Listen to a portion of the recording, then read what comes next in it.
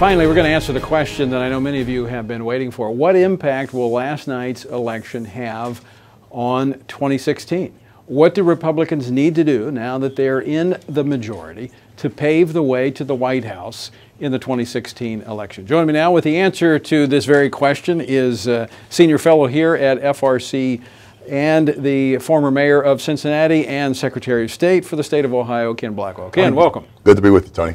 All right, what's the answer to that? What do Republicans need to do to parlay this victory last night into a path to the White House?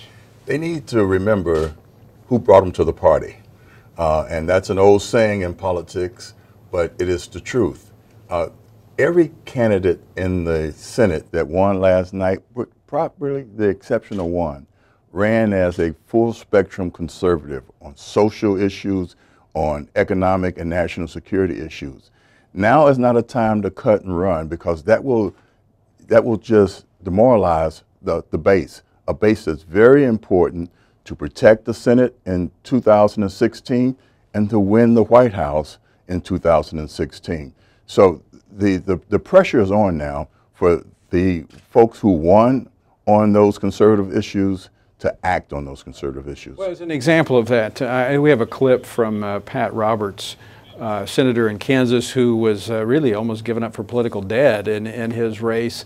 And I think he ignored the advice of the political consultant class here in Washington and didn't run away from core value issues. He ran to them, and I think we have that clip. Let's play that clip. Are you pro-life or pro-choice? I'm pro-choice. I'm pro-choice. You know, Justice Roberts, when he was in his confirmation hearing, referred to this issue as settled law. Get past the rights of the unborn. Get past the guarantee of life for those at the end of life. I think that's unconscionable, Greg. I really do. You know, a pretty amazing statement there where the Democrat candidate was saying, you know, we need to get past this issue of abortion in life. And Pat Roberts just said, get past it. He embraced these core value issues, did not run from them, and he, despite very difficult odds, is coming back to the United States Senate. Well, I'll tell you, Tony, the Republican platform that many of us worked on that provided a path to victory not only in 2014, but does in 2016, we have to make sure that the integrity of that platform, you know, is held in place. Folks cannot now start to become tinkerers around the edges of that platform. That is the core that drives and energizes the base of American voters out there today. Do you believe there's an expectation among voters that the Republicans will now do something with the majority that they've been given? Well, that is what folks are waiting to see.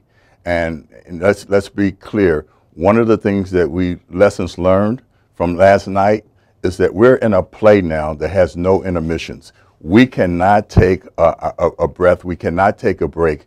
We must press the new Republican majority to be accountable and to be true to not only the people, but the ideas and the ideals that got them the victory last night.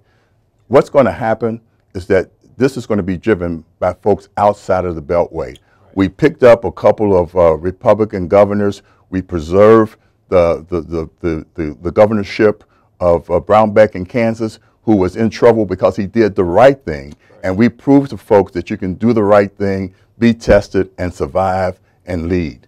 That's what we have to do as we go forward in 2016. Well, speaking of 2016, as the White House is in play, a number of these governors that had, as you mentioned, Sam Brownback, Scott Walker, another one, the field of potential Republican candidates could have expanded last night. Well, I think so. And what's so important about the governors is that they are folks with executive experience. They have done things, they've managed, and they've led.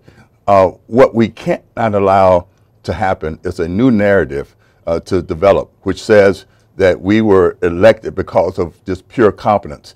We don't want to be competent managers of big government. Right. We want to be effective leaders back to a path of constitutional governance, limited government, economic growth, and job creation. That's the job of us here in Washington. That's what FRC does so well in making sure that that message is loud and clear. I think you're absolutely right. Ken, thanks so much for being with us as always. Appreciate your perspectives. Well, folks, you've heard it. There is a lot of work to be done. Last night was a significant turn of events here in Washington, D.C., as the Republicans will now have control of the United States Senate. But the work just begins, and you are a key part of it. And I encourage you to stay connected to FRC and FRC Action, gaining the information that we have access to here in Washington, D.C., as to how you can hold both the Republicans and the Democrats accountable as they advance a positive pro-growth agenda that defends and advances faith, family, and freedom. Thanks so much for being with us for this special post-election analysis, and please stay tuned to FRC as we continue to keep you informed so that you might be engaged in moving America back to the right track. Thank you so much.